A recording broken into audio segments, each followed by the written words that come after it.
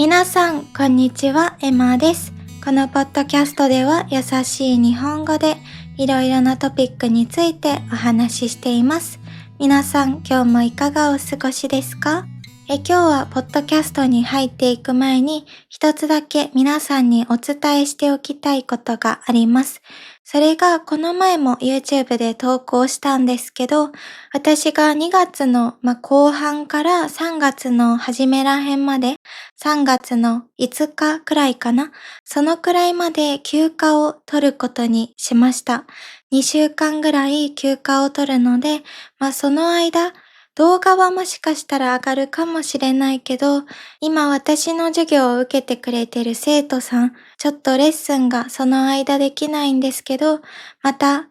その休暇が終わってからとか、休暇に入る前とか、いつでもカレンダリーを見て空いているスケジュールがあったら予約していただいて大丈夫なので、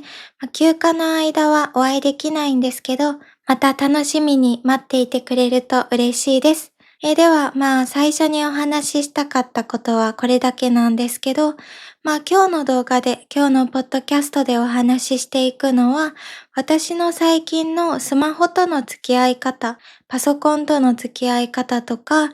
特に SNS とかですね。SNS、YouTube、そして、ウェブサイト、いつもたくさん見てしまうウェブサイトとか、そういうふうにスマホを使うことに関して最近たくさん考えることがあったので、今日はそのことについてシェアしていきたいなと思います。で、皆さんに最初に聞きたいことがあるんですけど、ドゥームスクロールっていう言葉を知ってますかね？私はこの言葉を最近まで知らなくて、英語のポッドキャストを聞いていたら、たまたまドゥームスクローリングっていう言葉が出てきて、なんだろうって思って調べてみたら、日本語ではドゥームスクロールって言われている言葉だったんですね。で、これが何か私はわからなかったので、ジェミニーに聞いたんですけど、ジェミニーによると、これは自分にとって不快な情報、不快っていうのは自分を嫌な気持ちにさせるものです。例えば悲しい気持ちとか、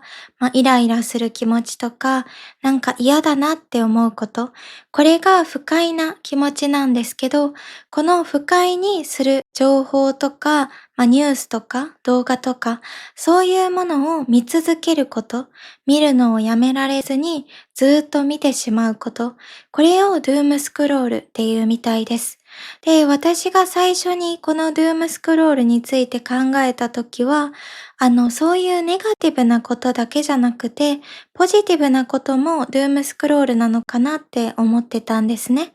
例えば、好きな芸能人の動画とか、好きなアーティストの動画とか、そういうのをずっと見てしまう。そういうのもドゥームスクロールだって思ってたんですけど、ジェミニーに聞いてみたら、そういうふうに自分を嫌な気持ちにさせるものを見続けることっていうのがドゥームスクロールみたいなんですね。で、ちょっとそのポジティブなものとかネガティブなもの、全部スクロールし続けてしまうこと、その言葉があるのかはちょっとわからないんですけど、とにかく今日はこのドゥームスクロールについてお話ししたいなと思ってます。で、これについて自分がどれくらいドゥームスクロールをしてしまってるのかなって考えてみたんですけど、なんか考えてみたら私は実はドゥームスクロールをほぼしてないんですね。で、なんで最近はしてないって言ったかというと、よくよく考えてみると、私が高校生の時、学生の時ですね。あと2、3年前ぐらいかな。それくらいまでは多分結構ドゥームスクロールをしてしまってたんですね。自分にとって不快なものまではいかない。不快って結構きつい言い方というか、結構嫌なことを強調してる言い方なので、そんなに不快ではない。ちょっと嫌な気分になるぐらいのものをドゥームスクロールしてしまっていたことが昔はよくあったんですね。なんか嫌な気持ちになるものっていうのもそうだし、それだけじゃなくて、特に自分が興味がないものですね。そういうことにずっとずっと時間を使ってしまってたんです。学生の時は特に。今はでもそういうふうに自分が興味がないことに時間を使うこととか、興味がない SNS、リール動画とか、ストーリーとか、そういうのを見ることっていうのが本当になくなったんですね。で、なんで私がこれをやめれるようになったのか、やめれた理由ですね。そういうことについて今からお話ししていきたいなと思います。で、まず私が学生の時、どういうものをドゥームスクロールしてしまっていたかっていうことなんですけど、これは興味のない人の SNS ですね。特に学生の時って、顔は知ってるけど喋ったことない、友達じゃないけど、知り合いでもないけど、なんか顔だけ見たことある違うクラスの人とか結構いるじゃないですか。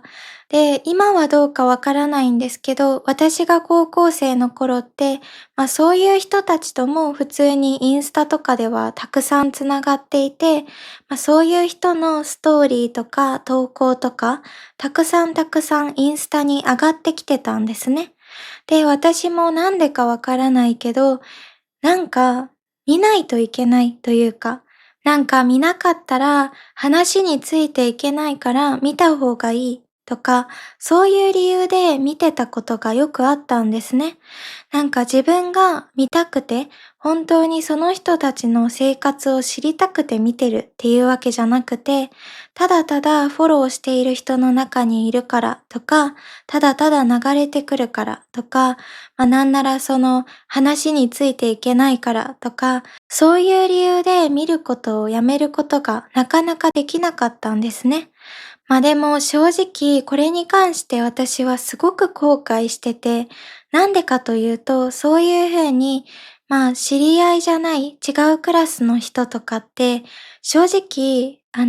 絶対もう関わらない人たちじゃないですか。その高校を卒業したら、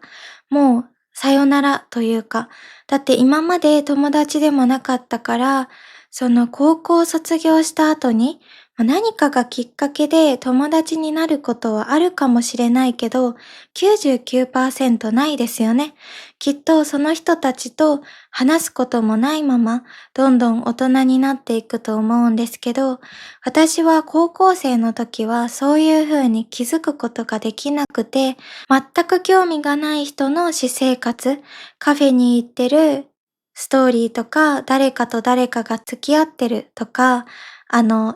テスト前のワイワイしてる感じの楽しい勉強会のストーリーとか、そういうの結構たくさんあったんですけど、今思ったら、そういう人たちのストーリーって、私には全く関係のないもので、しかもその中で何があんまり良くなかったかというと、私はあんまりよく知らない人たちのそういう楽しそうな生活と自分の生活を比べて、なんで私はこんなんなんだろうとか、自分を下げて見てしまうことがよくあったんですね。誰かと比べて自分の価値を決めてしまう。こういうことが結構あって、これに対して私はすごく後悔してます。なんか今思うと、そういう人たちの生活と自分の生活を比べる必要なんてなかったなって思うし、そのね、時間があったらもっともっと自分が本当に大切な友達とか、家族との時間とか、自分のための勉強とか、自分の趣味とか、そういうものに時間を使えばよかったなって本当に後悔してるんですね。私が今までしてきたドゥームスクロールの中で、あんまり自分が嫌な気持ちになるニュースとか、本当に私の生活からあんまり関係がないこと、離れたこととかを見て苦しくなるっていうことは私にはなかったんですね。全く知らない人のダンス動画とかを見て時間を潰してしまうとかは全くなかったんです。でも、なんか全く知らないわけじゃなくて、ちょっと知ってるけど友達ではないみたいな関係性の人たちの SNS を見て、なんか悲しい気持ちになってしまったり、なんで自分はこんなんなんだろうみたいに自分を下げてしまう。そういうふうにストレスを感じてしまうっていうことがすごく多かったんです。でも私は、この人たちのストーリーとか、投稿を見ても、私には何にもプラスの影響がないなって思ったんですね。プラスの影響もマイナスの影響も、本来知らない人というか、あんまり関わりのない人たちだから、影響を受けないはずの人たちなのに、なんで見てるんだろうって、そういうふうに思ってから、これを私は一切やめたんですね。高校を卒業してからこういう中途半端な関係の人たちのインスタのフォローを全部外したんです。なので今私のインスタの中にいる人、私がフォローしてる人とか、あんまりインスタ使ってないんですけど、私のインスタの中にいる人は本当に仲のいい友達とか親友とか家族とか好きな芸能人、好きなアーティスト、そういう自分にとって大切な人とか興味のあるアカウントしかフォローしてないんですね。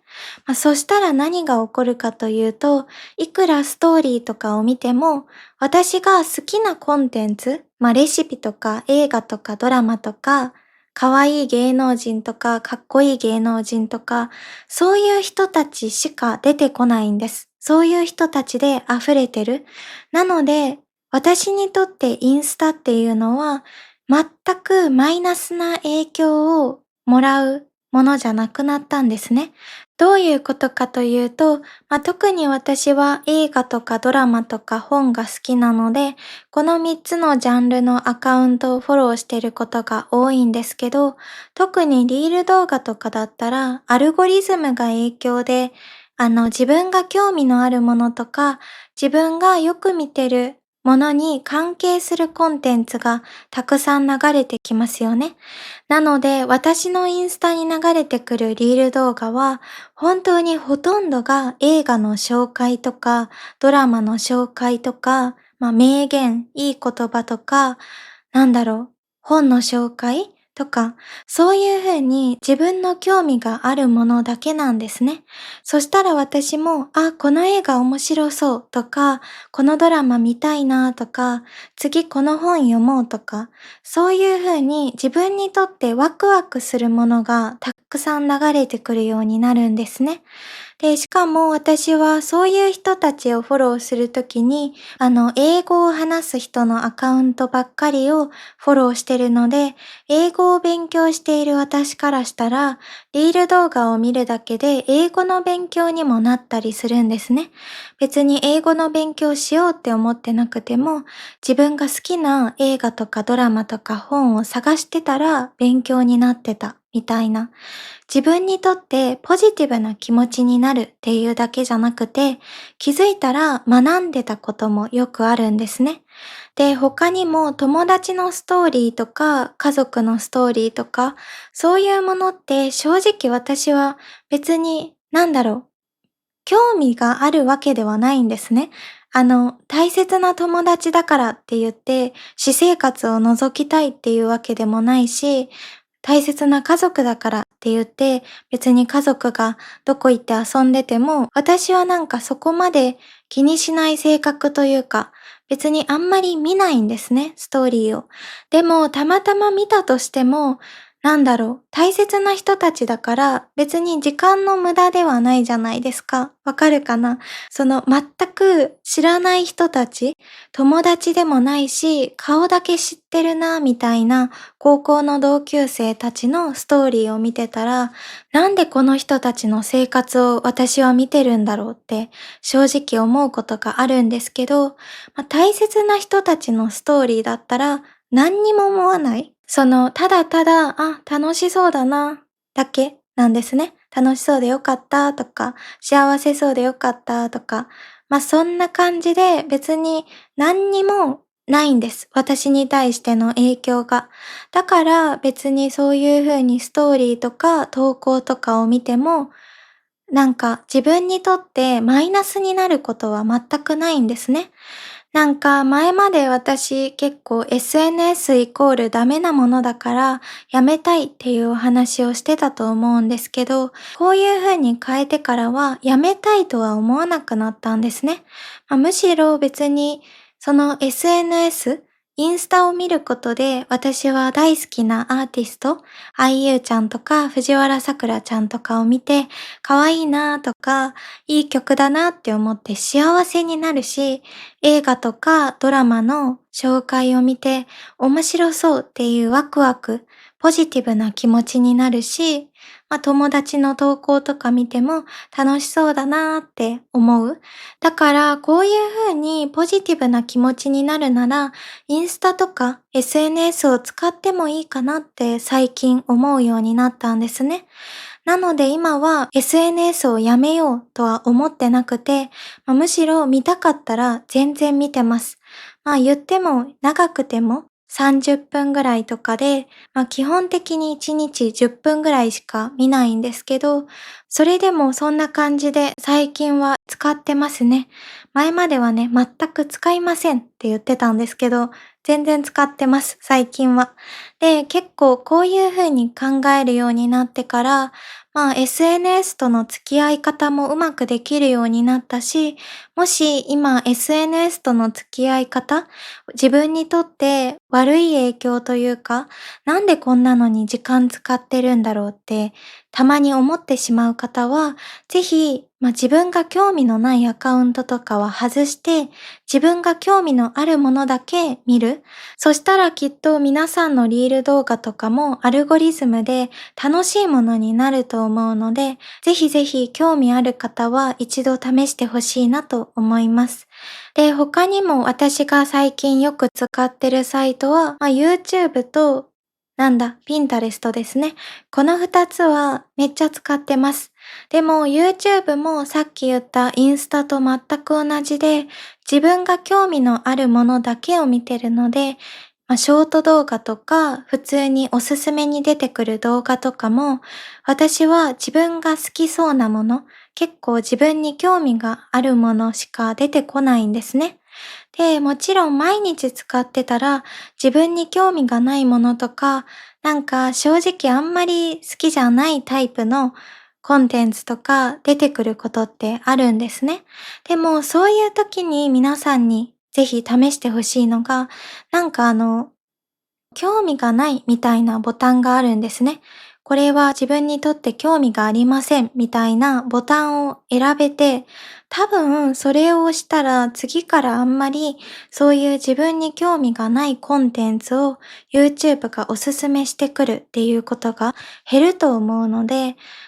私は結構この機能をよく使ってるんですね。自分にとって、ネガティブな気持ちになっちゃうなとか、そういう風に思うコンテンツは興味がないとか、あんまりこういうのに関する、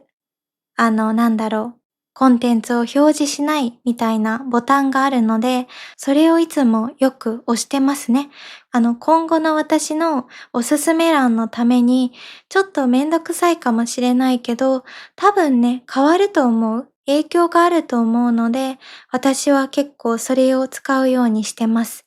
で、YouTube で私が見てるコンテンツも、映画とかドラマとか、レシピとか。で、これもね、私はいつも英語で見てるので、英語の勉強にもなるし、一石二鳥ですね。一石二鳥っていうのは、一つで二ついいことがあるみたいな。楽しいし、あと英語も勉強できるし、こんな感じで私は英語のコンテンツを見ることが多いです。チャンネル登録してるのも、実は日本のチャンネルは2つしかないんですね。で、この2つの中の1つなんですけど、ヨニのチャンネルっていうチャンネルがあって、私はこのヨニのチャンネルが大好きなんですね。で、本当に皆さんにもおすすめしたくて、なんでかというと、カジュアルな会話だし、めちゃくちゃ面白いし、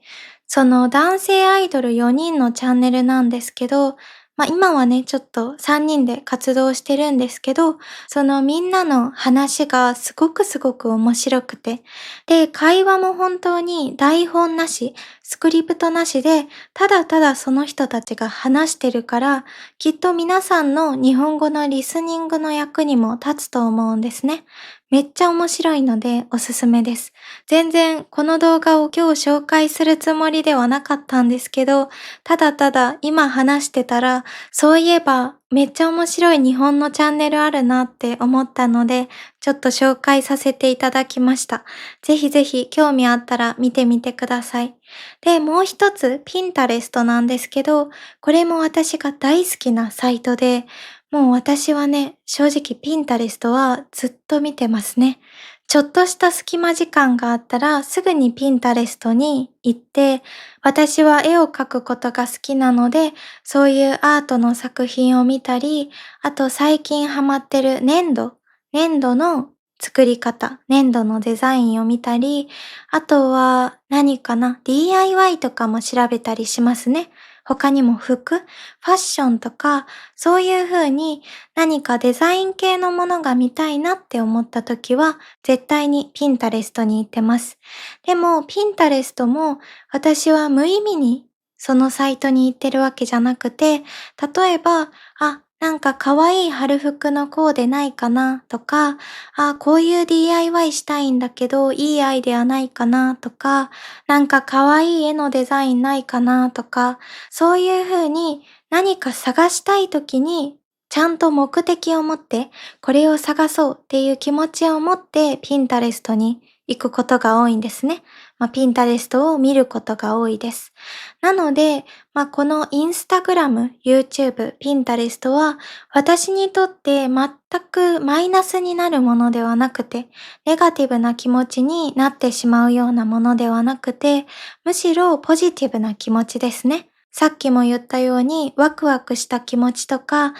こういう風に可愛くなりたいなとか、なんか嬉しい気持ちですね。自分が前向きになれるような、もっともっと頑張ろうって思えるような気持ちになることが多いので、この3つは私も最近は全然時間とか気にすることなく使うことにしてます。で、最近気づいたんですけど、なんか1日30分までとか1時間までとか決めるよりも、私は決めない方が自分に合ってたんですね。決めない方がなんだか短くなった時間が、見る時間がすごく減ったんですね。見たらダメだって思ったら見たくなるじゃないですか。ダイエットと同じですね。チョコレート食べたらダメとか、ラーメン食べたらダメって決めたらめちゃくちゃ食べたくなる。それと同じで、SNS 見たらダメって思ったら、見たくなってしまって、ただただ見てしまうっていうこともあると思うので、私のおすすめは、最初にも言った通り、自分のリール動画とかができるだけ自分の興味があるもので溢れるようにする。興味があるものだけを見続けて、興味がないものが出てきたときは、興味がないボタンをクリックしたら、多分次から消えてくれるので、最初はちょっとめんどくさいかもしれないけど、それを続けていったら、きっといいものにつながると思うので、もし今、前の私みたいに、昔の私みたいに、なんだか、最近 SNS 見すぎてるなとか、嫌な気持ちになっちゃうなとか、そういう風に感じてる人は、もし興味があったら、私が今日おすすめした方法を、ぜひ試してみてもらえたらいいんじゃないかなと思います。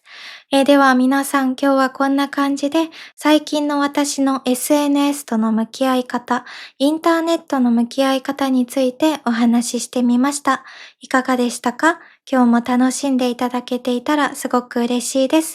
今日もここまで見てくれて本当にありがとうございます。いいなと思ってくれた方は高評価、コメント、そしてチャンネル登録もお待ちしております。では皆さんまた次回のポッドキャストでお会いしましょう。今日もいい一日をお過ごしください。じゃあね。